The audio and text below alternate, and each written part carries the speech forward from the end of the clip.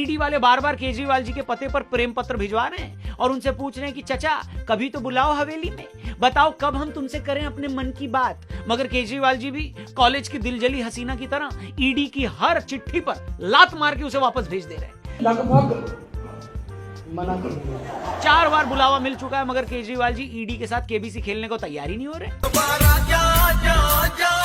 नहीं। लालू जी के बाद अब बात करते हैं उन नेताजी की जिनके नाम का टैटू तो खुद राजा हरिश्चंद्र जी ने अपनी छाती पर गुदवा रखा था।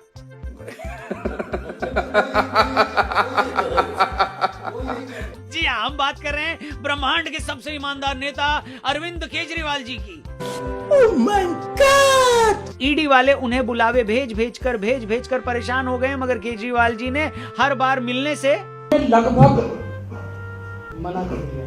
जी हाँ, वो कॉलेज की उस दिलरुबा की तरह बिहेव कर रहे हैं जिसे दिल जला आशिक बार बार ये कहकर रोकता है कि पिंकी एक बार तो हमारी बात सुन लो पिंकी, बस एक बार पिंकी, फिर दोबारा नहीं रोकेंगे पिंकी। मगर हमारी पिंकी यानी केजरीवाल जी उसे भाव देने को तैयार ही नहीं है। अब केजरीवाल जी को क्यों ईडी वाले बार बार याद करते हैं आपको उसकी कहानी भी बता देते हैं। तो चचा मामला यह है कि 22 मार्च 2021 को दिल्ली के farmer deputy CM Manish Sisodia ने स्टेट की नई एक्साइज पॉलिसी का ऐलान किया। 17 नवंबर 2021 को नई एक्साइज पॉलिसी इंप्लीमेंट कर दी गई। नई पॉलिसी के बाद सरकार शराब बेचने के काम से पूरी तरह बाहर हो गई। यह सारा काम प्राइवेट लोगों को दे दिया गया। उस वक्त यह क्लेम किया गया कि नई पॉलिसी के बाद सरकार को हर साल 9,500 करोड़ का प्रॉफिट होगा। पूरे साल में एक फुल ईयर में 850 दुकानों से 9,500 करोड़ रुपए का रेवेन्यू आना था। इस हद तक ऑक्शन गया हमारा। पहले की पॉलिसी में 60% दुकानें सरकारी थी और 40% प्राइवेट, मगर नई पॉलिसी के बाद सारा काम बड़े प्राइवेट ठेकेदारों के हाथ में चला गया। इन्वेस्टिगेटिव एजेंसीज का दावा है कि नई पॉलिसी से प्राइवेट प्लेयर्स को बहुत ज्यादा फायदा हुआ। जहां पहले L1 लाइसेंस के बाद 25 लाख देने पड़ते थे, नई पॉलिसी के बाद यह फीस बढ़कर 5 करोड़ कर दी गई।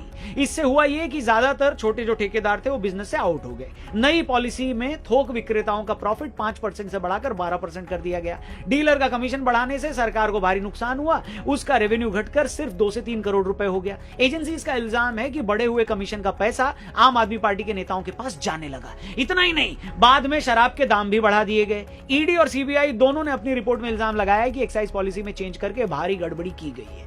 इससे सरकार को 144 करोड़ का नुकसान हुआ। बड़े शराब ठेकेदारों को फायदा पहुंचाया गया। उनकी लाइसेंस फीस कम करने से लेकर माफ तक कर दी गई। बिना एलजी और कैबिनेट के अप्रूवल के पॉलिसी इंप्लीमेंट कर दी गई। इसके अलावा एयरपोर्ट जोन में लाइसेंस धारियों को 30 करोड़ रुपए वापस कर दिए गए। ये वो पैसा था जो जब्त किया जाना था। चार्जशीट में यह भी कहा गया है कि इन शराब कंपनियों को फायदा पहुंचाने के लिए विदेशी शराब और बियर पर 50 रुपए पर केस की छूट दी गई। सिंपल वर्ड्स में कहें तो शराब कारोबारियों को जो फायदा पहुंचाया गया उसके बदले आम आदमी पार्टी के नेताओं ने इसके बदले उनसे मोटा कमीशन लिया, ऐसा कहा जा रहा है। और चार्जशीट में तो इल्जाम लगाया गया है कि यह रकम 300 करोड़ रुपए तक है, जिसे कोर्ट ने भी एक्सेप्ट किया है। आपको बता दें, दिल्ली सरकार ने यह पॉलिसी 17 नवंबर 2021 को इंप्लीमेंट की थी, लेकिन करप्शन के इन चार्जेस के बाद इसे सितंबर 2022 में क्या कर दिया गया राहुल जी?